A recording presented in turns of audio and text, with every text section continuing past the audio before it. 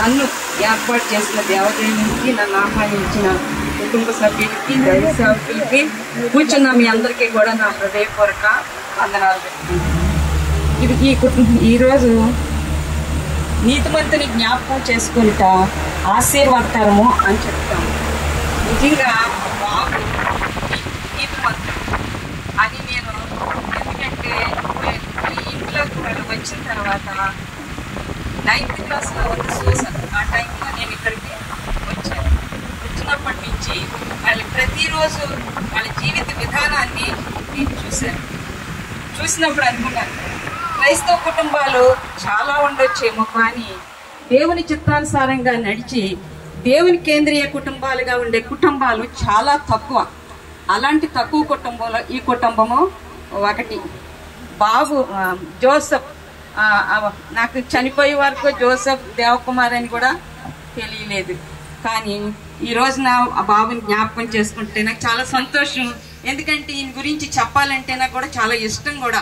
ఎందుకంటే దినదినము చూశాను, ప్రతిరోజు వాళ్ళ బ్రతుకు ఎలాగ దేవుళ్ళ గడిపారా అనేది చూసినప్పుడు నిజంగా అన్ని కుటుంబాలు ఇలా ఉంటే సంఘాల్లో కానీ సొసైటీలో కానీ ఎంత దేవుడికి మహిమకరంగా గొప్పతనంగా ఉంటుందని ఎప్పుడు మేము అనుకుంటా ఉండేవాళ్ళు. ఈ కుటుంబం గురించి ప్రత్యేకంగా మేము అనుకునేవాళ్ళు.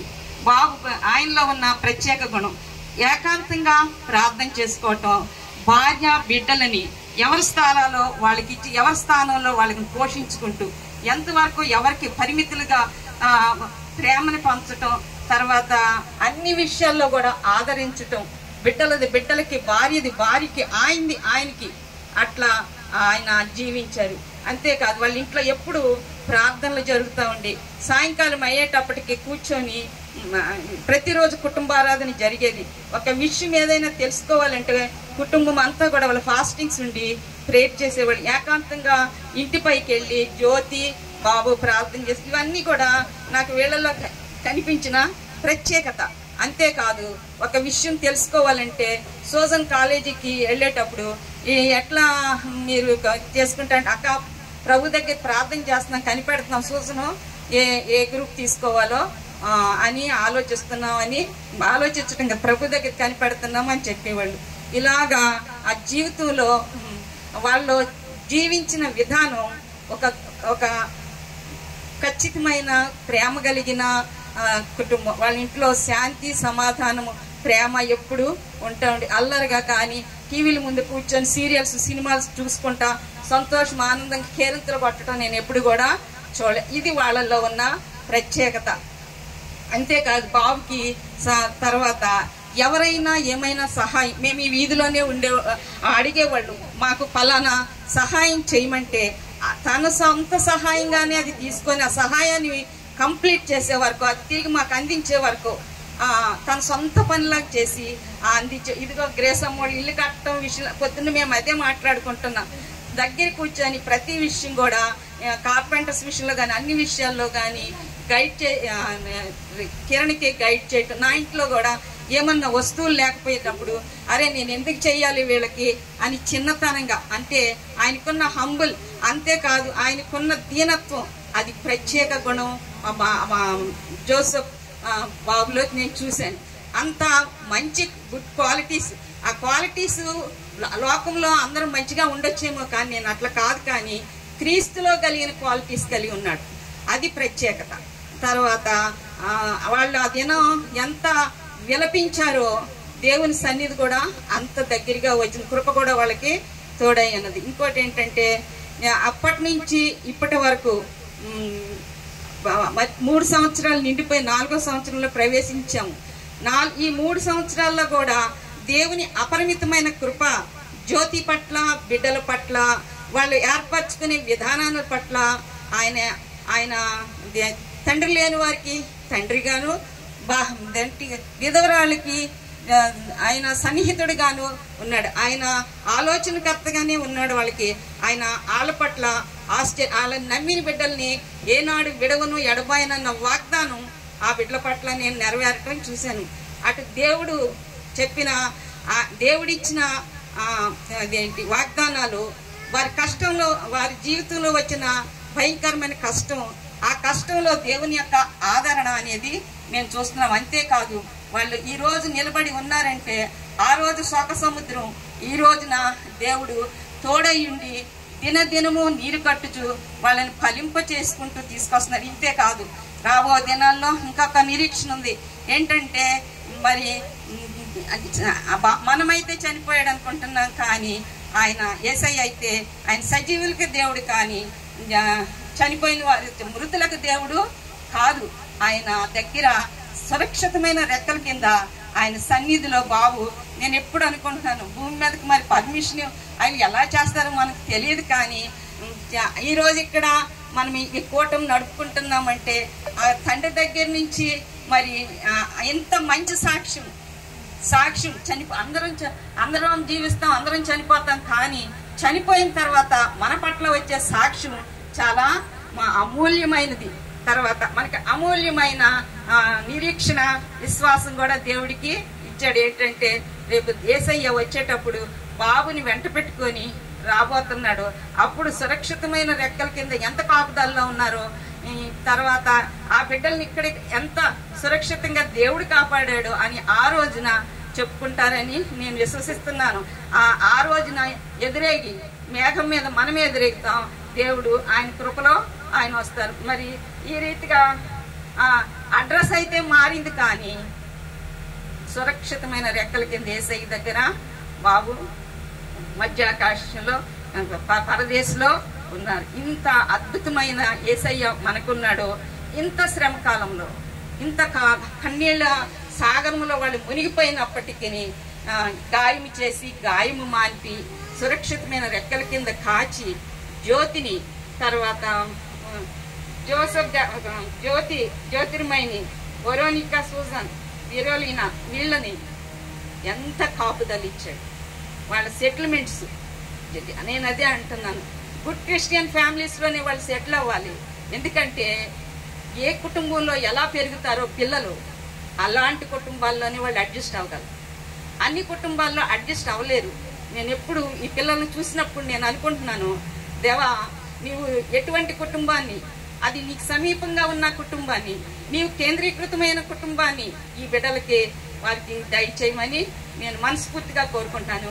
ఇంతే కాదు, రాబో తరాలకి వీళ్ళకి మోడల్స్, రాబో తరాల్లో వాళ్ళ జ్యోతి అయితే పిల్లలకి కూడా తను ఒక మోడల్, ఒక మాదిరికరమైన ఒక బిడ్డలకి తల్లిగాను అవ్వగాను దేవుడిచ్చే కాపుదల, భద్రత, అంతేకాదు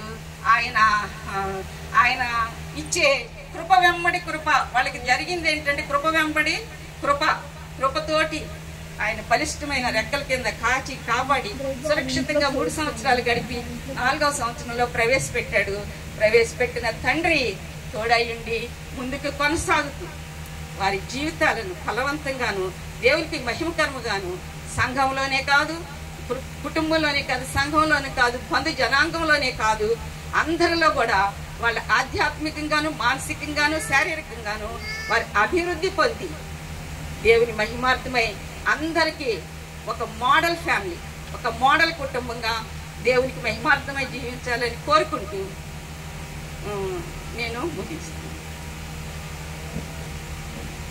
థ్యాంక్ యూ అమ్మా. మన మధ్యలో చెక్కాల వినాయక్ కుమారి గారు ఉన్నారు. వారు కూడా వచ్చి కండోలెన్సెస్ తెలియజేయవలసిందిగా మనం చేస్తూ ఉన్నాం.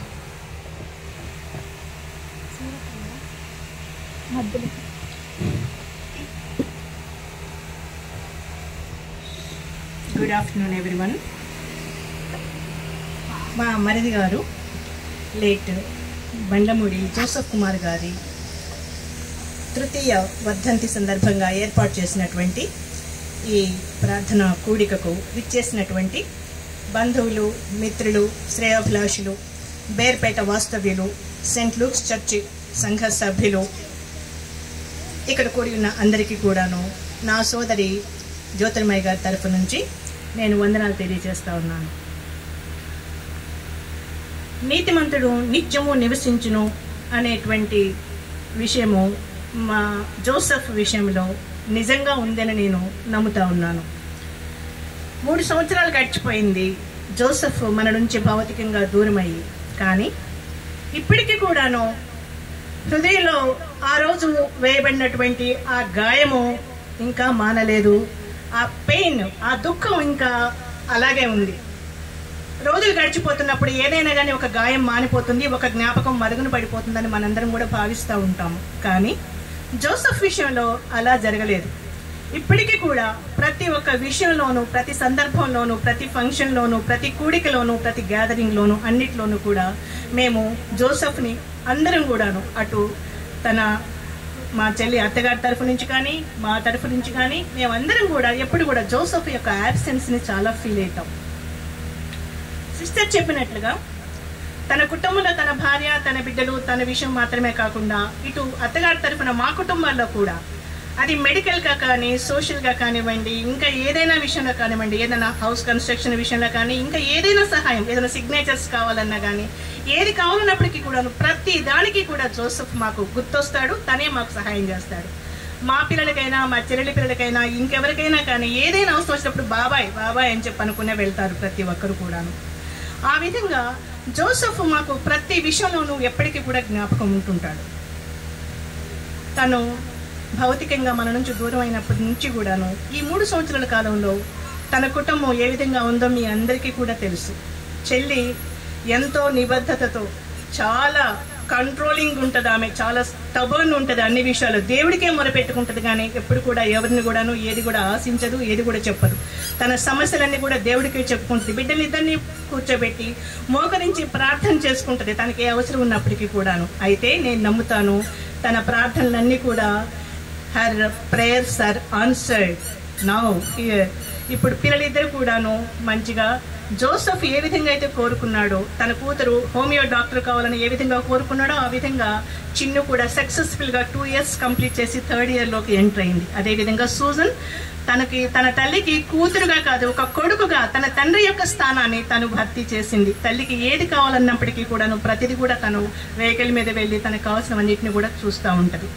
అదేవిధంగా నేను ఎప్పుడు కూడా చెప్తుంటాను, మా చెల్లికి అత్తగారి తరపు నుంచి కూడా 100% కాదు 200% సపోర్ట్ ఎప్పుడు కూడా ఆమెకు ఉంటుంది. ఈరోజు ఈ 3rd year జనరల్గా కానీ ఫస్ట్ ఇయర్ ఎవరైనా కానీ చేస్తారు, 2nd, 3rd, 4th అనేసరికి అది తగ్గిపోతుంది, రావడం తగ్గిపోతుంది. కానీ ఈ రోజు కూడా ఈ 3rd year ప్రేయర్ మీటింగ్ కూడాను జోసెఫ్ యొక్క అన్నలు దూర దేశాల నుంచి, దూర ప్రాంతాల నుంచి కూడా ఈ హాట్ సమ్మర్లో కూడా అలా రావడం అనేది వారి యొక్క ప్రేమ, తన తమ్ముడి పట్ల వారికి ఉన్నటువంటి ప్రేమను ఇక్కడ తెలియజేస్తూ ఉంది. ఇది ఎంతైనా కానీ చాలా సంతోషకరమైన విషయం. సిస్టర్ చెప్పినట్టుగా జోసెఫ్ యొక్క జీవన విధానం మీ అందరికీ కూడా తెలుసు. అందరూ కూడా మీ అందరితో కలిసి ఉంటారు. తను మీతో పాటు చర్చికి వస్తారు. తన భార్య, తన పిల్లడు చర్చిలో అన్ని విషయాల్లో ఏ విధంగా పార్టిసిపేట్ అవుతారో కూడా మీకు అందరికీ కూడా తెలుసు. నేను చెప్పవలసిన అవసరం లేదు. ప్రతిసారి కూడా ఈ అన్ని ప్రేయర్ మీటింగ్లు నేను మాట్లాడుతూనే ఉంటాను. నేను ఈసారి రతన్ రాజ్ గారిని అన్నాను, ఈసారి మీరు మాట్లాడండి మేము కాదు అని అన్నాను. లేదు వినయ్ కుమారి, నాకు ఏడుపు వచ్చేస్తుంది, నేను మాట్లాడలేను మా తమ్ముడు గురించి అంటే అక్కడే తెలుస్తూ ఉంది వాళ్ళ దుఃఖం, ఆ పెయిన్ ఇంకా తగ్గలేదు, ఆ గాయం ఇంకా మానలేదు అనేటువంటి విషయాన్ని. ఏది ఏమైనప్పటికీ కూడాను సిస్టర్ చెప్పినట్టుగా ఈ కుటుంబాన్ని దేవుడు ఎంతో ఆశీర్వదించాడు. ఆ రోజు జోసెఫ్ చనిపోయిన 3rd day, 10th day prayer meeting లో పాస్టర్ గారు చెప్పారు, అమ్మా మీ అమ్మాయిలిద్దరికీ చెప్పాడు, మీరిద్దరూ బాధపడవద్దు, దేవుడు మీ నుంచి మీ తండ్రిని దూరం చేసుకున్నా మీకు తప్పకుండా ఆయనే మీకు తండ్రిలాగా ఉండి మీకు అన్నిటి విషయాల్లో మీకు సహకరిస్తాడని ఆ రోజు పాస్టర్ గారు చెప్పిన విషయం నాకు ఇప్పటికీ గుర్తుంది. ఇంకొక విషయం కూడా చెప్పారు పాస్టర్ గారు, వాళ్ళిద్దరు ఒక క్యారెక్టర్ ఉన్నటువంటి అమ్మాయిలు అని చెప్పారు. నేను అది ఎప్పటికీ కూడా మర్చిపోలేను. అలాంటి సర్టిఫికేట్ అందరికీ రావడం అనేది కష్టం అవుతుంది. అలాంటి సర్టిఫికేట్ సంపాదించినట్టు మా అమ్మాయిలిద్దరిని కూడా నేను ఎంతో, వాళ్ళని బట్టి నేను దేవుడిని స్తుతిస్తున్నాను, నేను ఎంతో సంతోషిస్తున్నాను. తప్పకుండా ఈ కుటుంబంలో భగవంతుడు ఈ జోసెఫ్ లేని లోటు ఉన్నప్పటికీ కూడాను తనే అన్ని ఈ బిడ్డల యొక్క విషయంలో, వాళ్ళ భవిష్యత్తు విషయంలో అన్నింటిలో కూడా మంచి తోడుగా ఉండి ఈ కుటుంబాన్ని ఆశీర్వదించి కాచి కాపాడతాడని నమ్ముతూ ఉన్నాను. అదేవిధంగా ఈ 3 సంవత్సరాలు జోసెఫ్ లేని లోటు తీర్చినటువంటి ఇక్కడ ఉన్నటువంటి అందరూ కుటుంబ సభ్యులు, ఈ సంఘ సభ్యులు, పాస్టర్ గారు, వారి ఫ్యామిలీ, ఈ కాలనీలో ఉన్నటువంటి ప్రతి ఒక్క కుటుంబానికి కూడా నేను ధన్యవాదాలు తెలియజేస్తా ఉన్నాను. మీ అందరి ఆదర అభిమానాలే మా చెల్లి తన తన బిడ్డలందరూ కూడాను ఇప్పటి వరకు కూడాను స్ట్రాంగ్గా ఉండగలిగారంటే మీ యొక్క ప్రార్థనలు, మీ యొక్క ఆదరాభిమానాలను నేను నమ్ముతా ఉన్నాను. ఇదే ఆదరాభిమానాలు, ఇదే ఆదరణ ఇక ముందు కూడా మీరు కొనసాగించాలని, మా చెల్లి కుటుంబానికి మీరందరూ కూడా ఎప్పుడు కూడా తోడుగా ఉండాలని మరి ఒక్కసారి కోరుతూ ఈ అవకాశం ఇచ్చినటువంటి సంఘ కాపరి గారికి నమస్సుమాంజలి తెలియజేస్తూ ముగిస్తున్నాను. Thank you. థ్యాంక్ యూ అమ్మా. మన మధ్యలో ఉన్న విజ్ఞాన్ ప్రత్యేకమైన పాట పాడి దేవుని నామాన్ని మహింపరిచిన అనంతరం సాక్ష్యానికి జ్యోతిర్మయ్య గారు సిద్ధంగా ఉండాల్సిందిగా మనం చేస్తూ ఉన్నాను.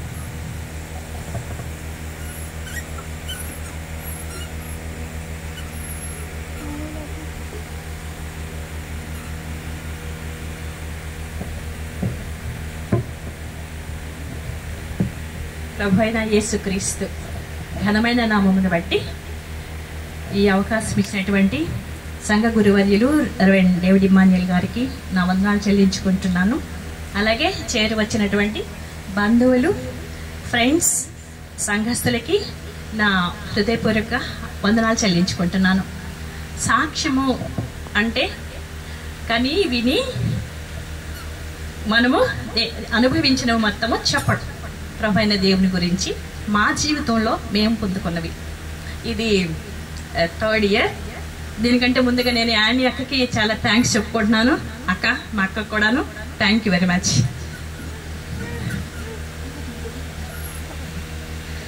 అయితే అందరూ ఇంట్లో ఇలాంటి సాడ్ జరిగినప్పుడు వచ్చి ఒక కీడు వెనక ఒక మేలు ఉంటుంది అని చెప్తారు. ఇంకొకటి దేవుడే ఆదరణ. ఇంకా అంటే నాకు ఎక్కువగా చెప్పిన మాటలు, నిన్ను కలుగు చేసిన వాడు నీకు భర్త అయి ఉంటాడు, తండ్రి లేని బిడ్డల పక్షాన దేవుడు వ్యాజ్యమాడతాడు. ఈ మాటలన్నీ చాలాసార్లు వింటూ విన్నాను. ఎలా ఆదరణ అనేది నాకు ఎలా కలుగుతుంది నాకు అసలు అర్థం కాలేదు. ఎట్లా వస్తుంది ఈ ఆదరణ? తండ్రి లేని బిడ్డల్ని పక్షాన ఎలా వ్యాజ్యమాడతాడు అని అనుకుంటూ ఉండేదాన్ని. ఎక్కడ కూడాను దేవుణ్ణి దూషించడం అనేది దూషించాలని అనిపించలేదు. కానీ వెయిట్ చేశాను, ఏ విధంగా దేవుడు ఈ లోటును భర్తీ చేస్తాడు అనేది వెయిట్ చేస్తూ ఉన్నాను, నిరీక్షిస్తూ ఉన్నాము ఈ కుటుంబం మొత్తం. అయితే అది నాకు తెలిసింది, ఆదరణ అనేది ఎలా వస్తుంది అనేది నాకు తెలిసింది. ప్రేయర్స్ చేసుకుంటున్నప్పుడు, ఇతరులు వచ్చి ప్రార్థన చేసినప్పుడు, వాక్యం చదివినప్పుడు అది ఒక ఎత్తైతే ఈ కుటుంబ సభ్యులు, సంఘస్థులు మాకు ఇచ్చినటువంటి ఆదరణ అనేది నేను దాన్ని చాలా ఎక్స్పీరియన్స్డ్ అయ్యాను అనమాట. ఎట్లా ఏదైనా బాధ పెయిన్తో ఉంటూ అసలు ఏంటి ఇంత భయంకరమైన నాకు సిలువను దేవుడు నాకు అనుమతించాడు అని బాగా డీప్గా బాధపడుతున్న టైంలో ఖచ్చితంగా ఎవరో ఒకళ్ళు వస్తారు, ప్రేయర్ అక్కోళ్ళు ఎవరో ఒకళ్ళు వస్తూ ఉండేవాళ్ళు. వచ్చి ఎంత చక్కని మాటలు అంటే ఆ పెయిన్ నేను మర్చిపోతాను అనమాట. ఆహా, ఇదా ఆదరణ అంటే అని అనిపించేది నాకు. అంతేకాదు అసలు బయట రావడానికి అసలు ఇష్టం కలగలేదు. అసలు ఇద్దరితో కూడా మాట్లాడటానికి నాకు ఇష్టం కలగలేదు. ఎవరు మా ఇంటికి రాకుండా ఉంటే బాగుండు అని నేను ఫీల్ అయ్యేదాన్ని. ఎవరు రాకుండా ఉంటే బాగుండు అనుకునేది. ఎవరు రాకుండా ఉంటే బాగుండు అనుకునే టైంలో విపరీతంగా వస్తూ ఉండేవాళ్ళు. అసలు ఎంత బిజీ చేశారంటే గారు అయితే ఎంత బిజీ చేశారంటే నన్ను ఈ విబిఎస్ ప్రోగ్రామ్స్ ఇవ్వడం, మా మెసేజ్ అని చెప్తారు, నేను ప్రేయర్ చేసుకొని చెప్తాను సార్ అంటే మేము చేసేసాలే వాక్యాన్ని ప్రిపేర్ అయిపోయేవాళ్ళు. ఇంకా చచ్చినట్టు ఇక బైబిల్ తీసుకొని ఇక వాక్యాన్ని సిద్ధపడతా ఇంకంతే. ఇంకా నాకు ఏ ఆలోచన వచ్చేది కాదు. ఎందుకంటే నేను వాక్యం చెప్పేది మామూలు వాళ్ళకి కాదు, ఎక్స్ట్రీమ్ ఎడ్యుకేటెడ్ గారు ఉండే వాళ్ళు అక్కడ. ఇంకా అసలు బైబిల్ నాలెడ్జ్తో ఉన్న మా సంఘం ఉండేది. వీళ్ళ ముందు వాక్యం ఆషామాషాకి చెప్పడానికి వాళ్ళ ముందు నిలబడడానికి నా ధైర్యం లేదు. ఖచ్చితంగా నాకు దేవుని సహాయం కావాలి. సిద్ధపడటం ఒక ఎత్తు అయితే దేవుని ఆత్మ నడిపింపు కొరకు ఎక్కువసేపు నేను మోకరించాల్సి వచ్చేది. అలా నన్ను బిజీ చేసేసారు గారు. ఇంకా తర్వాత ఇయర్ కంప్లీట్ రెస్ట్ తీసుకోవాలనుకుంటే మళ్ళీ విబిఎస్ ప్రోగ్రామ్స్ అంటే 10 days కాదు, ఒక 1 month నుంచి బిజీ చేసేసేవాళ్ళు. ఆ రీతిగా దేవుని వాక్యంలో చదువుకుంటూ ఇక అట్లా నేను ఆదరణ పొందుతూ వచ్చేసాను. ఇంకా సంఘస్థులైతే ఆ ఫస్ట్ హౌస్ మొదలుకొని ఇక్కడ వరకు ప్రతి ఒక్క ఫ్యామిలీ అక్క వాళ్ళు, అమ్మ ఇక ఏదన్నా బిజీ అయిపోతే వెళ్ళిపో, పిల్లల్ని మేము చూసుకుంటాం, అంత కన్సర్న్ చూపించేవాళ్ళు. అది దేవుని ఆదరణ, దేవుని ప్రేమ. ఇక నా కుటుంబ సభ్యుల గురించి చెప్పాలంటే రెవరెండ్ బండ్లమూడి జ్ఞానరత్నం గారు, మా మామయ్య గారి గురించి చెప్పాలంటే, నేను ఇక్కడికి రావడమే అమ్మవాళ్ళు అక్కవాళ్ళు నన్ను మెంటల్ ప్రిపేర్ చేస్తారంటే, ఇంట్లో చిన్నదాన్ని కాబట్టి ఎక్కువ మాట్లాడేదాన్ని యాక్టివ్గా. నువ్వు అక్కడికి వెళ్తే ఆషామాషా కాదు, అందరు పెద్దవాళ్ళు రెస్పెక్ట్ ద గారు అని పిలవాలి, వాళ్ళ ముందు మంచం మీద కూర్చోకూడదు, స్టూల్ మీద కూర్చోకూడదు, ఇలా చెప్పి పంపించారు నన్ను. నిజంగా అక్కడ ఎంత ప్రార్థనలో ఎదిగానంటే, ఇక్కడ కుటుంబ ప్రార్థనలో నా దగ్గర నేను ఎలా ఉన్నానో అందుకని రెట్టింపు ఇక్కడ నేను ప్రార్థనలో మావయ్య ఇంట్లో నేను పెరిగాను. ఎంత కన్సర్న్, ఎంత ప్రేమ చూపించారు మామయ్య ప్రేమ. ఇల్లు లేక మేము రెంట్కి తిరుగుతుంటే మామయ్య లేరు, అప్పటికే దేవుని దగ్గరికి వెళ్ళిపోయారు. మా బావగారు వాళ్ళు ఆలోచించి ఇక్కడ ఇల్లేసేసుకోండి అని చెప్పేశారు. ఈ రోజుల్లో ఎవరన్నా ఉన్నారా? తక్కువ మందే కదా. అంటే తండ్రి ప్రేమ, తండ్రి హృదయంతో మా బావగారు వాళ్ళు అట్లా మాకు సపోర్ట్ చేశారు, అలా కన్సర్న్ చూపించారు. ఇంక ఏది ఆశించడం లేదు, ఎందాక హెల్ప్ చేయడమే, ఈ ఫ్యామిలీకి ఏ విధంగా మేము హెల్ప్ చేయగలము, ఈ ఫ్యామిలీ మా తమ్ముళ్ళు లేని లోటును మేము ఎలా భర్తీ చేయగలము. ఈ 3 years అయితే శాస్త్రి బాబు గారు అయితే 1 year నేను ఇంట్లో ఉన్నాను కదా, 2 పూట్ల ప్రేయర్ 2 పూట్ల ఫోన్ చేసి నేను ఏం తిన్నాను, ఎలా ఉన్నాను, పిల్లలు ఎలా పంపించావు, ఏమిచ్చి పంపించావు, 2 పూట్ల మార్నింగ్ ఈవినింగ్ ఫోన్ చేసి మమ్మల్ని అన్ని పరామర్శించేవాళ్ళు శాస్త్రబాబు గారు అయితే. ఎక్కడ దుఃఖపడకుండా మధ్య మధ్యలో నవ్విస్తూ. ఇక రత్నబాబు అయితే ఇక చెప్పొద్దు, వచ్చినప్పుడు కంప్లీట్గా వచ్చి అన్ని విషయాలు కనుక్కొని మమ్మల్ని అంటే ఇంటి యజమాని కోల్పోయినప్పుడు ఎంత డీలా పడిపోయి ఎంత వేదనకి గురి అవుతాం, అలవాటు ఎవరు భర్తీ చేయలేంది. ఆ నష్టం అనేది నాకు మాత్రమే తెలుస్తుంది. కానీ దానిని అధిగమించినటువంటి తండ్రి ప్రేమను నా బావగారు నాకు చూపించారు. ఇంకా ఎక్కడ ఉన్నటువంటి రమేష్ బాబు ఫ్యామిలీ కానీ మా చిన్నబాబు వాళ్ళు అయితే ఇక కంప్లీట్ గా మాతోనే ఏది అడిగినా కూడాను సపోర్ట్ చేయడం, మాకు ఏదైనా ఇక్కడ ప్రాబ్లం వస్తే వెంటనే అక్కడికి పిల్లలు వెళ్ళిపోవడం, చెప్పడం, అట్లా అనమాట.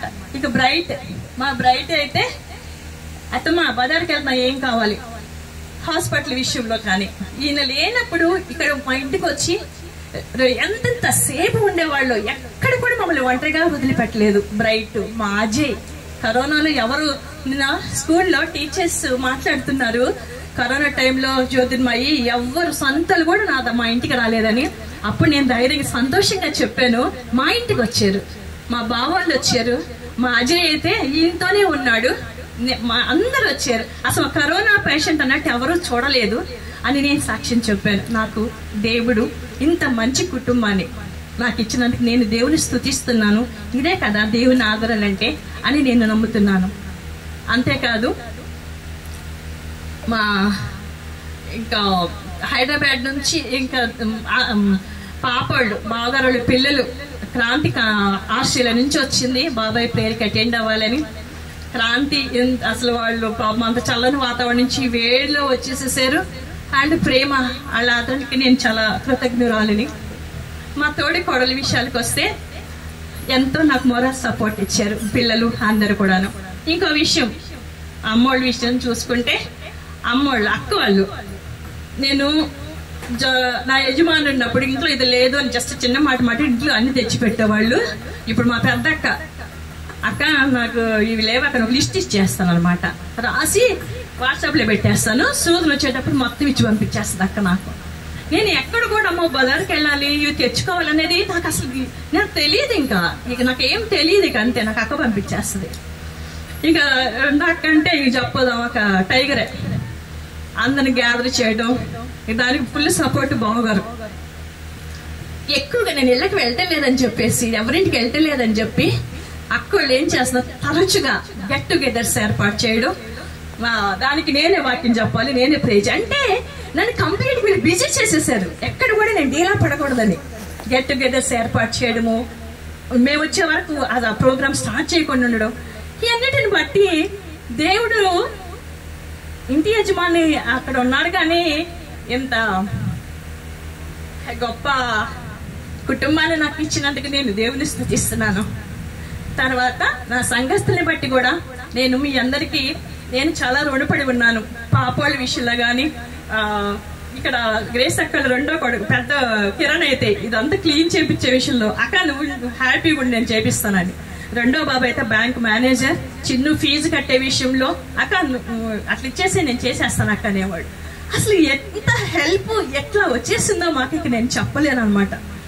అంత ప్రేమతో అంత నమ్మకంగా ఉన్నటువంటి కుటుంబాలని, సంఘాన్ని, సంఘ కాపరి కుటుంబాన్ని దేవుడిచ్చినందుకు నేను ఎంతో రుణపడి ఉన్నాను. అన్నిటికీ మించి మా మూడో అక్క ఎక్కువ సైన్యం అనమాట, ఇస్రాయేలీ సైన్యం. ఆ మూడో అక్క ఫ్యామిలీ, చిన్నిగాడు, బాబీ, బోచి, ఆ దివ్య వాళ్ళు, వీళ్ళు వెళ్ళామంటే మేము అన్నం వండుకునే పనిలేదు, 2 రోజులు సరిపడా వచ్చేస్తాయి మా ఇంటికి. చిన్ని అంటే 2 నిమిషాలు ఇంటికి వచ్చేసేస్తాడు. చిన్ని, బాబీ, బోచి ప్రతి విషయంలో ఏమన్నా రిపేర్ ఉంటే వచ్చి చేసేసి. అసలు నేను ఎక్కడ కూడా నేనున్నప్పుడు ఎలా అయితే నేను అన్ని విషయాల్లో ధైర్యంగా ఉన్నానో అదే ధైర్యాన్ని ఇప్పుడు నేను కొనసాగిస్తున్నాను. ఇంకా మా టోనీ హైదరాబాద్ నుంచి, వాడు ఎంత బిజీ షెడ్యూల్ అయినా సూజన్ హైదరాబాద్ ఏదైనా పనున్న బావయ్య వాళ్ళ ఇంటికి వెళ్ళినా మళ్ళీ టోనీ వాళ్ళ ఇంటికి వెళ్ళి వాడు ఆదరించడం, వాడు హెల్ప్ చేయడం, మాకు అన్ని విషయాల్లో సపోర్ట్గా ఉండటం. టోనీ, మా సోను బాబు వీళ్ళు కూడా, ప్రత్యేకించి మా తమ్ముడు వికాస్, ఇంకా వాడైతే సూజన్ విషయంలో ఫుల్ కంప్లీట్గా కన్సర్న్ తీసుకొని మా తమ్ముడు కానీ మా మరదలు కానీ చాలా మాకు ఆదరణతో మాకు ఎంతో సపోర్ట్ చేశారు. వీళ్ళందరినీ ఇచ్చినటువంటి పరమదేవుని నేను బహుగా స్తుతిస్తున్నాను. మా అల్లుళ్ళు రమేష్ బాబు అల్లుళ్ళు ఇంట్లో బిడ్డలాగా వచ్చి ఈ పనులన్నింటిలో సహకారం అందిస్తున్నందుకు వాళ్ళకు నేను థ్యాంక్స్ చెప్పుకుంటున్నాను. చేరి వచ్చిన ప్రతి ఒక్కరికి పేరు పేరు మర్చిన మీకు నా హృదయపూర్వక వందనాలు చెల్లించుకుంటూ, మా సుమో 3 days నుంచి వాడికి అసలు నిద్ర కూడా లేదు. ఇక్కడే పడుకుంటూ, సుస్మి సుమో ఇక్కడే పడుకుంటూ, ఇక్కడే అన్ని చూసుకుంటూ, 1 hour పడుకొని ఉంటాడు వాడు అంతే. అన్ని చూసుకుంటూ అసలు నాకు లోటుగా నాకు తెలియట్లేదు, నాకు నా పిల్లలకు తెలియట్లేదు. అంత మంచి కుటుంబాలను దేవుడు నాకు అనుగ్రహించినందుకు, అంత గొప్ప ఆదరణ ఇచ్చినందుకు ఆ దేవాది దేవుని నేను స్తుతిస్తూ, ఈ అవకాశం ఇచ్చినటువంటి దేవునికి స్తుతిస్తూ పాష్ గారికి ప్రత్యేక వందనాలు చెల్లించుకుంటూ నేను ముగిస్తున్నాను. Thank you. దేవుడు మన వెనుకలు ఈ సాక్ష్యాన్ని దీవించును కాక. విజ్ఞాన్ ప్రత్యేకమైన పాల్పడి దేవుని నామాన్ని మహిమపరిచిన తర్వాత దేవుడి వాక్యపు ధ్యానాన్ని కొనసాగిద్దాం.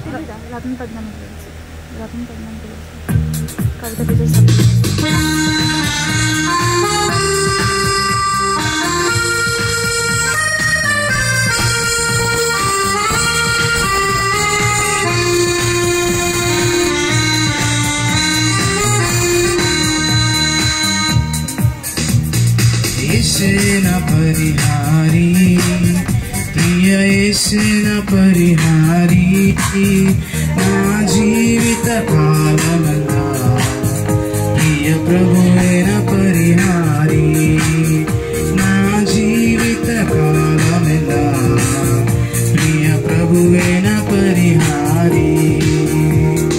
యేసున పరిహారి, ప్రియ యేసున పరిహారి, నా జీవిత కాలమిలా ప్రియ ప్రభువేన పరిహారి, నా జీవిత కాలమిలా ప్రియ ప్రభువేన పరిహారి.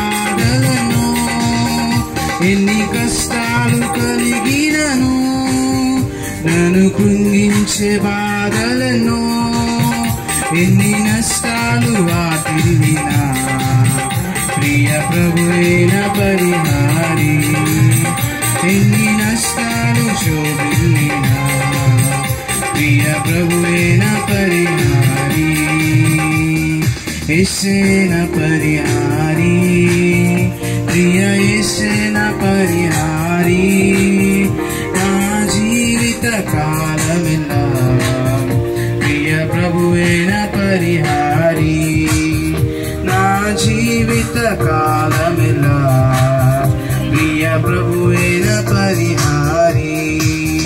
నన్ను సాతాను వెంబడించిన, నన్ను శత్రువు ఎదిరించిన, నన్ను సాతాను వెంబడించిన, నన్ను శత్రువు శోధించిన, నన్ను బాధలు నన్ను చుట్టిన ప్రియ ప్రభువే నా పరిహారి, పలు నిందలు నన్ను చుట్టిన ప్రియ ప్రభువే నా పరిహారి, యేసే నా పరిహారి, ప్రియ యేసే నా పరిహారి, నా జీవిత కాలమెల్లా ప్రియ ప్రభువే నా పరిహారి, నా జీవిత కాలమెల్లా ప్రియ ప్రభువే నా పరిహారి.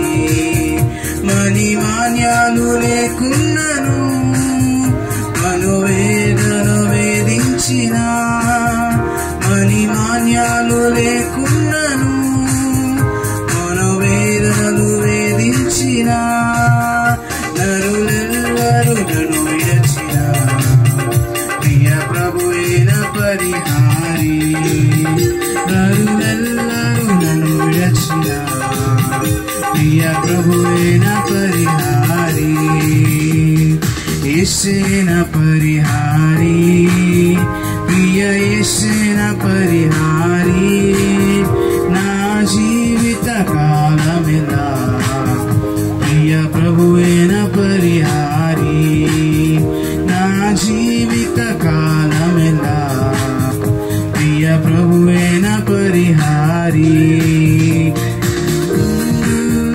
బహువ్యాధులు నన్ను సోకినా, నాకు శాంతి కరువైనా, బహువ్యాధులు నన్ను సోకినా, నాకు శాంతి కరువైనా, నన్ను శోధకులు శోధించిన ప్రియ ప్రభువే నా పరిహారి, నన్ను శోధకులు శోధించిన ప్రియ ప్రభువే నా పరిహారి, యేసే నా పరిహారి, ప్రియ యేసే నా పరిహారి, నా జీవిత కాలమెల్లా ప్రియ ప్రభువే నా పరిహారి, నా జోడను నన్ను చుట్టిన ప్రియ ప్రభువే నా పరిహారి. దేవా నీవే నా ఆధారం, నీ ప్రేమకు సాటెవ్వరు, దేవా నీవే నా ఆధారము, నీ ప్రేమకు సాటెవ్వరు, నా జీవిత కాలమంతా నిన్ను పాడి స్తుతించెదను, నా జీవిత కాలమంతా నిన్ను పాడి స్తుతించెదను. యేసే నా పరిహారి, ప్రియ యేసే నా పరిహారి, నా జీవిత కాలమెల్లా ప్రియ ప్రభువే నా పరిహారి, నా జీవిత కాలమెల్లా ప్రియ ప్రభువే నా పరిహారి, మన జీవిత కాలమెల్లా ప్రియ ప్రభువే నా పరిహారి, నా జీవిత కాలమెల్లా ప్రియ ప్రభువే నా పరిహారి. మన మధ్యలో ఉన్న తబిత సందీప్ గారు వచ్చి వాక్య ధ్యానం నిమిత్తం ఏర్పాటు చేయబడిన దేవుని లేఖన భాగాన్ని చదువుకుందాం. రోమీయులకు రాసిన పత్రిక 7వ అధ్యాయం, రోమీయులకు రాసిన పత్రిక 7వ అధ్యాయము 5వ వచనం నుండి 8వ వచనం వరకు ఉన్నటువంటి లేఖన భాగాన్ని చదువుకుందాం.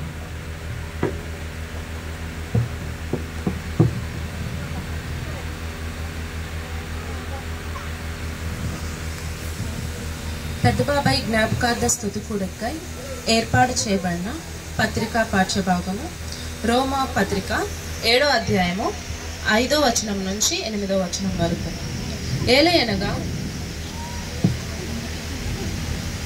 ఏలయనగా మనము శరీర సంబంధులమై ఉండినప్పుడు మరణార్థమైన ఫలమును ఫలించుటకై ధర్మశాస్త్రము వలనైన పాపేచ్ఛలు మన అవయవంలో కార్యసాధకములై ఉండెను. ఇప్పుడైతే దేని చేత నిర్బంధింపబడితమో దాని విషయమై చనిపోయిన వారమై ధర్మశాస్త్రం నుండి విడుదల పొందితిమి కనుక మనము అక్షరానుసారమైన ప్రాచీన స్థితి కలవారము కాక ఆత్మానుసారమైన నవీన స్థితి కలవారమై సేవ చేయుచున్నాము. కాబట్టి ఏమందుము?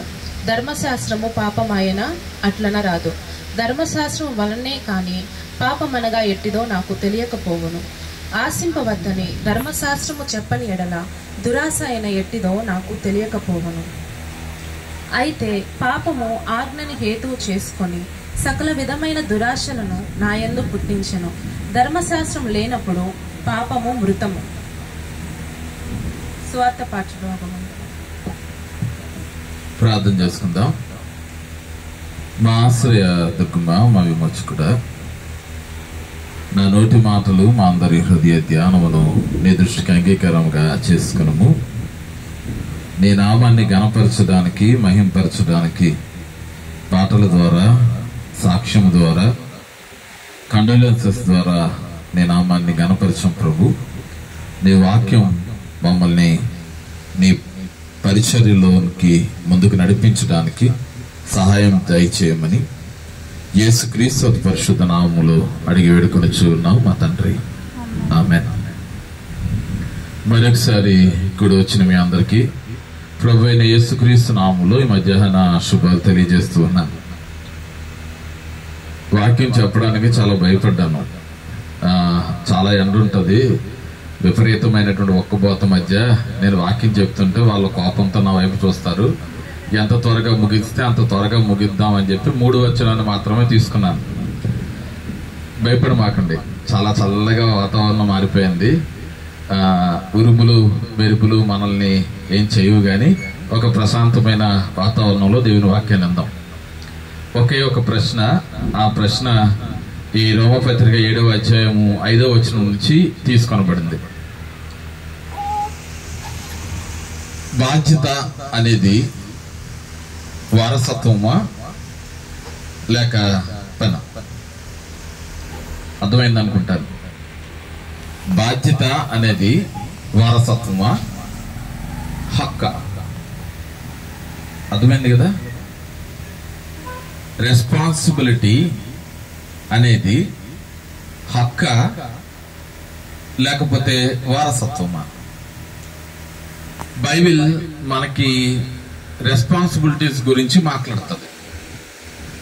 బైబిల్ మాట్లాడేటువంటి బాధ్యతల్ని గురించి మనం ఒకసారి ఆలోచన చేస్తే కుటుంబం యొక్క బాధ్యత గురించి మాట్లాడుతుంది. తిమోతికి రాసినటువంటి మొదటి పత్రికలో 5వ అధ్యాయం 8వ వచనంలో కుటుంబ ఫ్యామిలీ రెస్పాన్సిబిలిటీస్ గురించి మాట్లాడతారు. తిమోతికి రాసిన 2వ పత్రికలో వ్యక్తిగతమైనటువంటి రెస్పాన్సిబిలిటీస్ గురించి తిమోతితో మాట్లాడతాడు. మనం చదవబడినటువంటి లేఖన భాగంలో అపోజిట్ అయిన పౌలు మనిషి యొక్క రెస్పాన్సిబిలిటీస్ గురించి మాట్లాడుతున్నాడు. ఎందుకు ఈ ప్రశ్న అడిగానంటే, రెస్పాన్సిబిలిటీ అనేది వారసత్వమా లేకపోతే అది హక్కా అని నేను ఎందుకు అంటున్నానంటే, నిన్న ఆదివారం మనం ఫాదర్స్ డేని సెలబ్రేట్ చేసినప్పుడు తండ్రిని జ్ఞాపకం తెచ్చుకుంటున్నప్పుడు తండ్రి మనకు చూపించినటువంటి బాధ్యతల గురించి ఆలోచన చేశాం. నేను నా తండ్రిని జ్ఞాపకం తెచ్చుకున్నాను. నా చిన్నతనం నుండి నాకు సంతకు వెళ్ళడం, అక్కడ చేయడం, పాలు తీసుకురావడం, అప్పుడు ఉండేటువంటి స్థాయిల్లో కోటాకు వెళ్ళడం, కోటా తీసుకురావడం, ఇతరులకు కూడా సహాయపడడం. ఇంకా అప్పుడు మీకు చాలాసార్లు జ్ఞాపకం తెచ్చాను, ఇతరులు వాటర్ అడిగితే వాటర్ తీసుకొచ్చి వాళ్ళకి పోయడం అన్నది మా ఫాదర్ నాకు నేర్పించారు. నేను సోదరుని చూస్తూ ఉన్నప్పుడు నాకు ఆ రెస్పాన్సిబిలిటీస్ గుర్తొచ్చాయి. మేబీ సోజన్ని కూడా వాళ్ళ ఫాదర్ పాలకి తీసుకెళ్ళడం, బజార్కి తీసుకెళ్ళడం, స్వీట్ షాప్ కి తీసుకెళ్ళడం, ఏదైనా అవసరతలో ఉన్నటువంటి సందర్భాల్లో ఆయా రకాలైనటువంటి పనికి తీసుకెళ్ళడం నాకు జ్ఞాపకమే. దాన్ని బట్టి ఇది వారసత్వంగా వచ్చిందా బాధ్యత? నిన్న మొన్న సోదం చాలా బిజీగా ఉంది. చాలా అందరింటికి వెళ్తూ మా ఫాదర్ 3rd మెమోరియల్ మీరు ఖచ్చితంగా రావాలని ఇన్వైట్ చేస్తూ ఉంటే నాకు చాలా ఆశ్చర్యం అనిపించింది. సోజన్ ఒక మగోడ్లాగా ఉంది. ఇది జెండర్ ఈక్వాలిటీ గురించి మాట్లాడటం లేదు, నేను జెండర్ ఇష్యూ అయితే అసలు కాదు. సోజన్ ఎంత రెస్పాన్సిబుల్ గా ప్రవర్తిస్తుంది అని నేను ఆలోచన చేయడం ప్రారంభించాను. ఈ రెస్పాన్సిబిలిటీ అనేది వారసత్వంగా లేకపోతే మన తండ్రి మనకు నేర్పించినటువంటి బాధ్యతల్లోంచి వచ్చేదానంటే కొంచెం ఆలోచనే ఏమోనేమో అనిపిస్తుంది. ఇది హక్క అని అడిగాను. బాధ్యత అన్నది హక్క అని మాట్లాడుతూ ఉంటే ఈజ్ ఇట్ ఇన్హెరిటెన్స్ అని అన్నాను. మా ఫాదర్ది నేనే చేయాలి, మా తమ్ముడిది మేమే చేయాలి, మా రక్త సంబంధికుడిది మేమే చేయాలి, మా వియ్యంకుడిది మేమే చేయాలి, లేకపోతే మా బావది మేమే చేయాలి. ఇలా రకరకాలైనటువంటి హక్కులతో మనం మన బాధ్యతలను నిర్వర్తించడానికి ప్రయత్నం చేస్తాం. బైబిల్ సేస్, దేవుని వాక్యం చెప్తా ఉంది, బాధ్యత అన్నది నువ్వు ఊహించుకునేటువంటి హక్కుగానో నువ్వు ఊహించుకునేటువంటి వారసత్వంగానో లేదు. It is your duty. It is your duty. ఇది నీ విధి, నీవు తప్పక చేయాల్సినటువంటి పని. బైబిల్ మాట్లాడినటువంటి బాధ్యతల గురించి నేను మీతో మాట్లాడతాను. యేసుక్రీస్తు ప్రభులు వారు ఆయన మరణించేటువంటి సందర్భంలో తన తల్లిని తన శిష్యుల్లో ఒకడైనటువంటి యోహానికి ఇచ్చినప్పుడు చాలా మంది పండితులు వై జాన్ అని ఆలోచన చేశారు. ఎంతమంది ఉన్నాం కదా, ఎందుకు యోహానికి మాత్రమే బాధ్యత ఇచ్చాడు? వయసులో పెద్దోడు, బాగా అనుభవజ్ఞుడు పేతురు ఉన్నాడు కదా, పేతురుకు ఇవ్వాలి కదా. పోనీ తన తల్లి యొక్క బాధ్యత తీసుకోవడానికి జాన్ మార్క్ చాలా యవనస్తుడు, యవనుడుగా ఉన్నాడు. తనైతే తన తల్లిని ఇంకా బాగా ఎక్కువ కాలం చూసుకుంటాడు అన్నటువంటి ఆలోచన చేస్తుండాలి కదా. ఎందుకు యేసుక్రీస్తు ప్రభుల వారు యోసేపు వంశానికి చెందినటువంటి వ్యక్తుల్ని పరిగణలోకి తీసుకోలేదు? ఎందుకు యేసుక్రీస్తు ప్రభుల వారు మరియా సంతతికి చెందినటువంటి వంశాన్ని పరిగణలోకి తీసుకోలేదు? ఇవన్నీ చాలా హేతువాదాలు ప్రారంభమయ్యాయి. ఎందుకు యోహాన్ని తీసుకున్నాడు, ఎందుకు మరియా యొక్క వంశంలో నుండి ఎవరిని కేటాయించలేదు, ఎందుకు దావీదు గోత్రంలో పుట్టినవాడు కాబట్టి దావీదు గోత్రంలో నుండి వచ్చినటువంటి వ్యక్తికి ఎందుకు ఈ హక్కు ఇవ్వలేదు అని ఆలోచన చేశారు. బైబిల్ చాలా స్పష్టంగా మాట్లాడుతుంది, రెస్పాన్సిబిలిటీ ఈజ్ అవర్ డ్యూటీ. దేవుడు ధర్మశాస్త్రానుకూలంగా బాధ్యత అన్నది అందరికి ఇచ్చాడు. యేసుక్రీస్తు ప్రభుల వారికి ఉన్నటువంటి పేరు ఇతరుల కొరకైన మానవుడు. Is not for hours, is others. ఆయన ఇతరుల కొరకైనటువంటి మానవుడు. చాలా మంచి వేదాంతం ఇది, మీరు అర్థం చేసుకుంటే బాగుంటది. ఆయన దావీదు గోత్రానికో మరియ వంశానికో లేకపోతే యోధా దేశపు బెత్లెహేము ప్రాంతానికో లేకపోతే రకరకాలైనటువంటి ప్రాంతానికో చెందినటువంటి వాడు కాదు. ఆయన ఇతరుల కొరకైనటువంటి మానవుడు. యేసుక్రీస్తు ప్రభుల వారి యొక్క మానవత్వాన్ని గాని బాధ్యతను గాని జ్ఞాపకం చేస్తాను. ఆయన మార్గం గుండా వెళుతూ ఉన్నాడు. అనేక సంవత్సరాల నుంచి అస్వస్థతో బాధపడుతున్నటువంటి వారు దావీదు కుమారుడా మమ్మల్ని కరుణించుమని కేకలు వేశారు. ఆయన ఆగాడు. ఆయన దానికి సమాధానం ఇస్తూ ఉన్నాడు, నీవు నేను అడిగావు కాబట్టి నేను చేయడం లేదు, నీ విశ్వాసము నేను స్వస్థపరిచింది అన్నాడు. దేవుడు చాలా గొప్ప శ్రేష్టమైనటువంటి మాట తెలియజేశాడు. ఈ లేఖన భాగంలో ఉండేటువంటి సత్యం, ధర్మశాస్త్రం ఈ వంశీకుల ద్వారా వచ్చేటువంటి హక్కులను గురించి మాట్లాడుతుంది. ధర్మశాస్త్రం బాధ్యతగా నువ్వు చూసుకోవాల్సినటువంటి విధి విధానాల గురించి మాట్లాడుతుంది. కానీ దేవుని ధర్మశాస్త్రం, దేవుని ఉద్దేశం నీలో కలిగించబడేటువంటి విధిని గురించి మాట్లాడుతుంది. చాలా ప్రాముఖ్యమైనటువంటి విషయం. 3 సంవత్సరాల్లో ఎప్పుడు జ్యోతిర్మయ్య గారు మాట్లాడలేదు. ఈరోజే సాక్ష్యంగా ముందుకు వచ్చి నిలబడి మాట్లాడారు. మొదటి సంవత్సరం జోసెఫ్ గారు చనిపోయిన రోజుని ఆ ఇంటికి వచ్చినప్పుడు అది అబద్ధం అని బలంగా నమ్మినటువంటి వ్యక్తుల్లో జ్యోతిర్మయ్య గారు ప్రథమరాలు. ఆయన చనిపోలేదు అని నమ్మినటువంటి వ్యక్తుల్లో జ్యోతిర్మయ్య గారు ఫస్ట్. బాడీ వస్తా ఉంది, ఆయన డిశ్చార్జ్ చేసి తీసుకొస్తున్నారంట అన్నారు, కానీ ఆయన చనిపోయారు, ఇక ఆయన మాకు లేడు అనేటువంటి మాట వాడడానికి కూడా భయపడిపోయారు. బాధ వచ్చింది, భయం వేసింది. అమ్మో అలాగా అనుకున్నాం. మొదటి సంవత్సరం పని ఒత్తిడి వలనో, ఉద్యోగస్తుల మధ్య ఉండేటువంటి సంబంధం వలనో, విద్యార్థుల మీద ఉన్నటువంటి బాధ్యతో ఆ మరణపు వార్తను జీర్ణించుకోవడానికి సమయం పట్టింది. రెండవ సంవత్సరం రిలాక్స్ కావడానికి లాంగ్ లీవ్ పెట్టారు. బిడ్డల కోసం ఇంట్లోనే ఉండాలని నిశ్చయించుకున్నారు. పోరాటం అక్కడితో ఆగిపోలేదు. రియల్ స్ట్రగుల్ అక్కడి నుంచి ప్రారంభమైంది. తన శారీరక రుగ్మతల్లో నుండి బయటికి రావడానికి, శారీరక సమస్యల్లో నుండి విడుదల పొందడానికి తన ప్రయత్నాన్ని కొనసాగించారు. దేవుడు కృప చూపించాడు. ధైర్యంగా సర్జరీ చేయించుకున్నారు. దేవుడు చాలా గొప్ప కార్యం చేశాడు. 3వ సంవత్సరం నేను మరలా స్కూల్కి వెళ్ళిపోవాలని అనుకుంటున్నారు. బాధ్యతలను వెళ్తున్నారని అనుకున్నారు. మరణాన్ని జీర్ణించుకోలేనటువంటి వాస్తవములో నుండి తన శరీర సమస్యలను ఎదిరించేటువంటి పరిస్థితులకి దేవుడు తీసుకొచ్చిన తర్వాత ఆ సమస్యల్లో నుండి దేవుని యొక్క పరిచర్యం చేయడానికి దేవుడు అవకాశం ఇచ్చాడు. ఎంత గొప్ప అవకాశమో తెలుసా? VBS 2024 సెంట్ లూక్స్ చరిత్రలో లిఖించదగినటువంటి అధ్యాయం.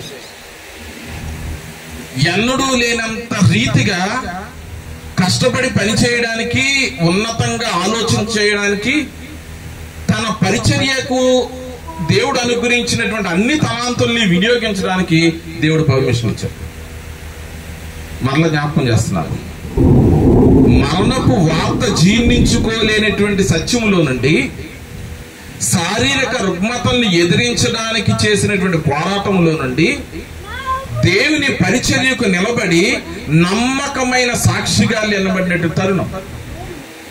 దీన్ని బైబిల్ పరిభాషలో మాట్లాడాలంటే ట్రాన్స్ఫర్మేషన్ అంటాం. మరణపు అనేటువంటి వ్యాధంలో నుంచి తేరుకొని దేవుని యొక్క సువార్తను ప్రకటించడానికి సాధకురాలుగా ఉంది. చాలా ఆశ్చర్యం. జ్యోతిర్మయ్య గారిని ఆదరించడానికి చాలా కుటుంబాలు వచ్చాయి. వారి వారి మాటల చేత ఆదరించారు. మీకు తెలుసా, ఒక సేవకుడిని ఆదరించేటువంటి స్థితిలోనికి జ్యోతిర్మయ్య గారు వచ్చారని. ఈ ఆదరణ అంటే మామూలు మాట కాదు. I was in deep trouble. రకరకాలైనటువంటి శోధంతో, సమస్యలతో, టెన్షన్స్ తో నేను వేడుకుంటూ, ప్రభా ఏంటి చిరాకుగా నేను ఫీల్ అవుతూ ఉంటే దేవుడు జ్యోతిర్మయ్య గారికి దర్శనం ఇచ్చాడు. సార్, మీ ఇంటి ముందు ఇలా ముళ్ళ మొక్కలు ఒదుగుతూ ఉన్నాయి, మీరేమన్నారు తెలుసా? ఏం కాదులే అని అన్నారు. జాగ్రత్త సార్, ప్రార్థన చేయండి అన్నారు. దేవుడు ఒక్కొక్క కుటుంబంతో ఒక్కొక్క రీతిగా మాట్లాడతాడు. దేవుడు ఒక్కొక్కరిని ఒక్కొక్క సందర్భానికి వినియోగించుకుంటాడు. దేవుడు ఒక్కొక్కరిని ఒక్కొక్క సమయంలో ఆయన పరిచర్యలో పాలిభాగస్తుల్ని చేస్తాడు. నమ్మండి మాట. ఎక్కడ మరణం, ఎక్కడ ఆదరణ కోల్పోయినటువంటి సందర్భం, ఎక్కడ పరిస్థితులు తారుమారైపోతాయి అన్నటువంటి భావం దేవుడు మార్చేశాడు. దేవుడు గొప్ప సాధనంగా నిలబెట్టేశాడు. ఎందుకు ఈ మాటలు చెప్తున్నానంటే, మనం శ్రమలో ఉన్నప్పుడు ఈ శ్రమ మనల్ని దాటిపోదేమో, ఈ శ్రమకి నేను ఆహుతి అయిపోతానేమో అని అనుకుంటాం. దేవుడు ఎంత శక్తివంతుడో ఈ మాట ద్వారా అర్థమవుతుంది. మరణమే శాశ్వతం అనుకునేటువంటి భయములో నుండి మరణాన్ని జయించి తిరిగి లేచిన పునరుద్ధానుడైన యేసుక్రీస్తు నామములో ఈ సువార్త ప్రకటించబడుతుంది. నమ్మటి మాట. సూజన్ చిన్ను, దేవుడు మీ జీవితాల్లో చేసినటువంటి ఈ అద్భుతమైనటువంటి కార్యాలు మీ భవిష్యత్తు జీవితానికి దేవుడు చూపించేటువంటి పరిచర్య మూలాలుగా మీరు భావించండి. దేవుడు మీకున్నాడు. దేవుడు మీ పట్ల గొప్ప కార్యం చేస్తాడు. అటువంటి కృప పరిశుద్ధాత్మ దేవుడు మీకు వెంటగా అనుగ్రహించును గాక. ఆమేన్.